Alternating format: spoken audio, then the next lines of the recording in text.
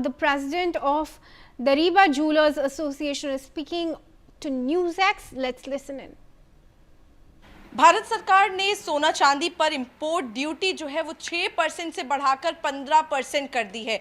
वहीं हाल ही में प्रधानमंत्री ने ये भी अपील करी कि 1 साल तक देशवासी जो है वो सोना ना खरीदे। ऐसे में व्यापारियों पर, जो सोना का व्यापार करते हैं, सोना व्यापारी हैं, उन पर इसका क्या असर पड़ेगा। हमारे साथ बातचीत करने के लिए तरुण गुप्ता जी मौजूद हैं, दरीबा ज्वेलर एसोसिएशन के प्रेसिडेंट हैं। तरुण जी, बहुत बहुत शुक्रिया इंडिया न्यूज़ से बात करने के लिए। सुबह आज एक खबर आती है जिसमें जो इम्पोर्ट ड्यूटी है सोना चांदी पे वो 6% से बढ़ाकर 15% कर दी जाती है। कैसे देखते हैं और क्या असर इसका नजर आता है? देखिए, एक तो मेरा ये कहना है कि इम्पोर्ट ड्यूटी अगर बढ़ाएं, प्रधानमंत्री जी चाहते हैं सोना कम खरीदें, तो इम्पोर्ट ड्यूटी 1-2% भी बढ़ा सकते थे। उसमें भी बहुत फ़र्क पड़ता है। कि इकोनॉमिक्स का प्रिंसिपल है कि 1% इलास्टिसिटी ऑफ डिमांड जो होती है वो बहुत इम्पैक्ट करती है डिमांड एंड सप्लाई को। तो गोल्ड की इलास्टिसिटी ऑफ डिमांड बहुत जिसे कहना चाहिए लो है, तो अगर 2% भी बढ़ाते उससे भी फ़र्क पड़ सकता था गोल्ड को बढ़ाने का। तो पहली चीज़ तो वित्त मंत्रालय ये बताना चाहिए कि वो गोल्ड का इंपोर्ट रोकना चाहते हैं, अपना रेवेन्यू बढ़ाना चाहते हैं। 9% इज़ टू मच। दूसरा, हमारे बाज़ार में डिस्रप्शन हो जाती है। अगर मेरी आपस में किसी से व्यापारी से मेरे को भाव काटना है, तो वो भाव काटने में हमें बहुत तकलीफ़ आती है। मेरे ग्राहकों को मैंने भाव काट रखा है, तो वो फिर कैसे होगा, मतलब बहुत डिसरप्शन होती है। 9% बहुत ह्यूज जंप है।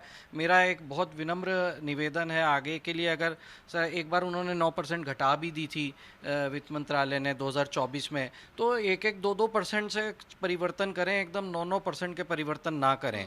ये इसे इंग्लिश में नी जर्क रिएक्शन कहते हैं। तो नी जर्क नहीं होना चाहिए, हॉलिस्टिक होना चाहिए, पहली चीज़। दूसरी चीज़ ये है कि हमारे व्यापारियों को, हम लोगों को बहुत मेहनत करके प्राइस सेट करा जाता है। कस्टमर का क्या एक्सपेक्टेशन है, कंपटीशन कैसे कर रहा है। तो जब 9% का स्ट्रक्चर आता है, हमें 2 से 3 महीने अपना प्राइस सेट करने में लग जाता है। मेरे कारीगरों की लेबर सेट करने में लग जाती है। तो वो बहुत एक विषय विडंबना का है।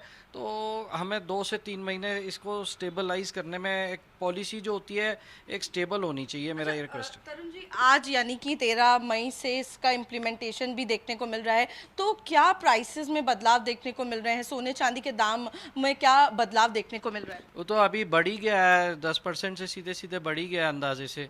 तो गोल्ड तो सस्ता नहीं हो रहा। सब लोग उम्मीद कर रहे थे सस्ता होएगा, प्रधानमंत्री जी ने बोला उल्टे महंगा हो गया।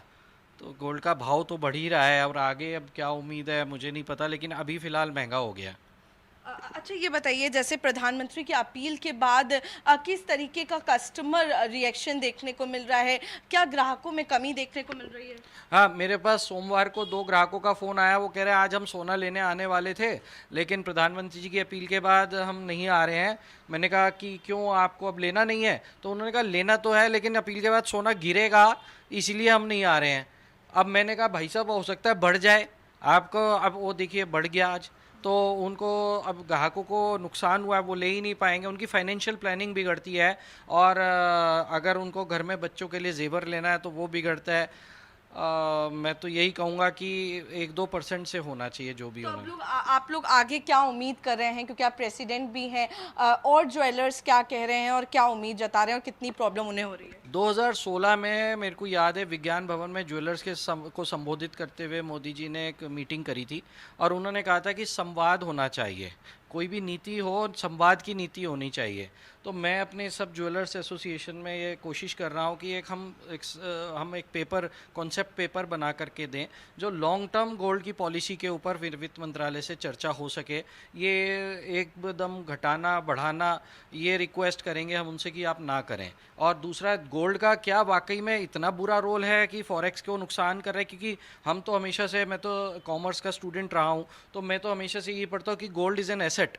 आपकी बैलेंस शीट में वो एसेट है। अगर फॉरेक्स लायबिलिटी है तो वो एसेट है। आपका नुकसान कहाँ है? फॉरेक्स जा रहा है तो गोल्ड आ रहा है। तो मैं इस बारे में वित्त मंत्रालय के और कॉमर्स मिनिस्ट्री के लोगों से ज़रूर कोशिश करूँगा मिलने की और चर्चा करने की, कि ऐसा एक मानसिकता या तो हमें समझ दे दें या खुद समझ जाएं।